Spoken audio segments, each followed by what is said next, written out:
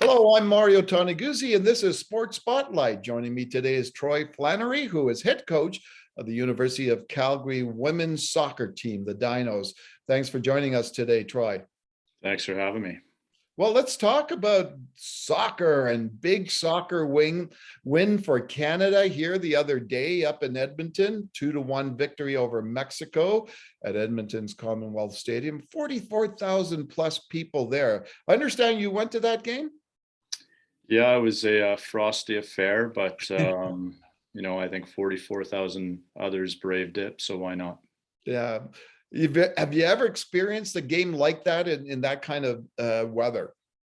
Not as a spectator. I think, in the playing days, probably had some pretty chilly days on the pitch growing up in BC, playing through the winter season. At the time, we had some pretty cold days for sure. I was at the Heritage Classic at McMahon Stadium years ago in hockey, and I remember that day being pretty cold. But you don't feel the temperatures if you're being entertained the way we were on the pitch for sure. Yeah. Well, let's talk about the meaning of that game for Canada. It's part of the whole World Cup soccer qualifying process. Can you explain that to people?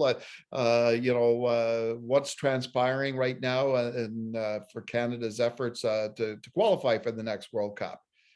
Yeah, it's getting closer and closer to that dream. The last time we qualified was 1986. I was fortunate growing up again in British Columbia and got to see some of those players and some of that coaching staff firsthand. And I was lucky enough to play in some camps under the direction of Tony Waiters, who was the coach of that particular team and grew up, supporting the Vancouver Whitecaps and then in Victoria, later the Victoria Vistas. So the players that were on that particular team certainly inspired me and part of many reasons why I do what I do for a living. But I remember being there as a youngster and seeing firsthand what was going on and the passion surrounding that, and being a proud Canadian and a proud Canadian being involved in the game. And if I fast forward, certainly this team on paper is, most will tell you, maybe the most talented team we've ever had.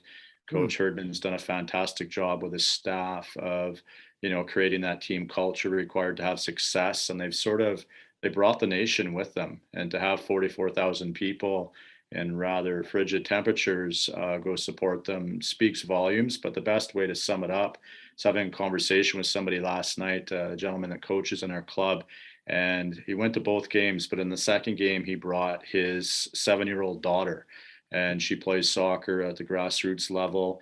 And at the end of it, she looked at him and said, "Hey, when's the next one? When can we come back? That was awesome."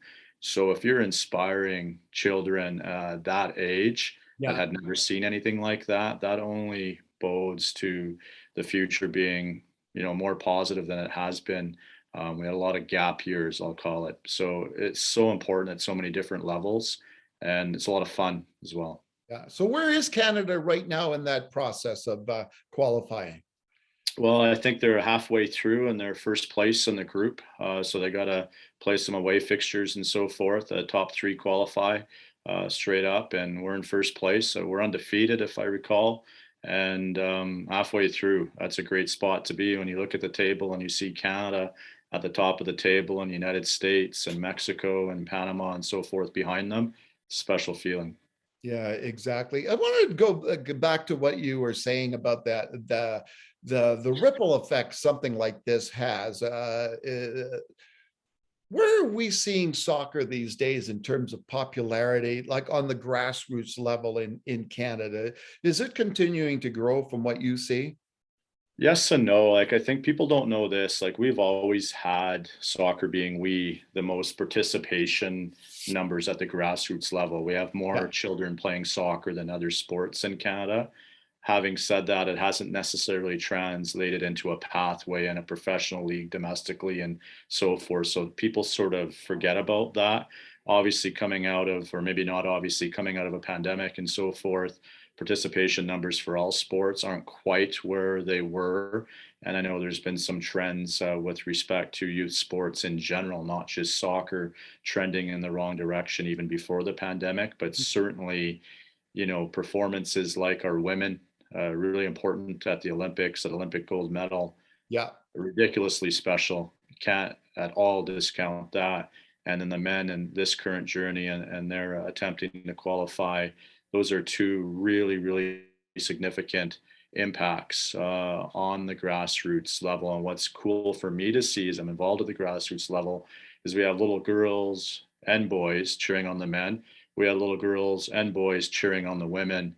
Yeah. And there's household names on both sides right now. And I think the women, to be honest, were leading the way for a while. Yeah. So I'll sort of smirk and say it's about time the men got on board with what the women have been doing. So Yeah. Has that been translating, or will it translate into the university level, do you think? I hope so.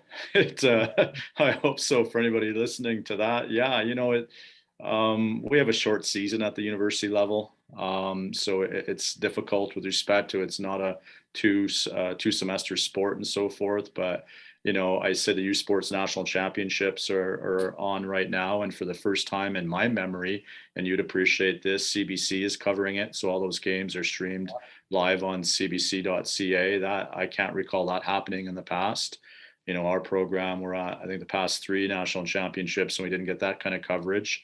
So they waited for us not to go, and they decided to celebrate it. But I think just the buzz surrounding the men, the buzz surrounding the women, it's going to affect every single level, whether it be U Sports or CCAA or Yeah. even the youth program. What I found interesting is on the night of the victory over Mexico, I was at the Calgary Italian Club playing bocce. I play in a league in bocce down there, and the TVs were on, right, for the game, and a lot of the old guys, right, all the old Italians are up there looking at the screen and cheering on Canada. Well, obviously, in their hearts, right? Italy is number one, but it goes to show that Canada obviously is their home now, and the soccer team is taking a special place in their hearts as well now. And I can imagine it translates to whatever nationality they are, Croatian, German, whatever. Maybe your homeland is your number one team, but Canada is number two then in your heart. Yeah, for sure. And if you look at Canada demographically, we have sort of that mosaic of many, many, it's so diverse culturally. And reality is soccer, football, if you prefer, is the world's game. So if Canada is going to be on the world stage at the world's game, it's going to be special times here across the nation because of how diverse we are culturally. I'm Irish Canadian.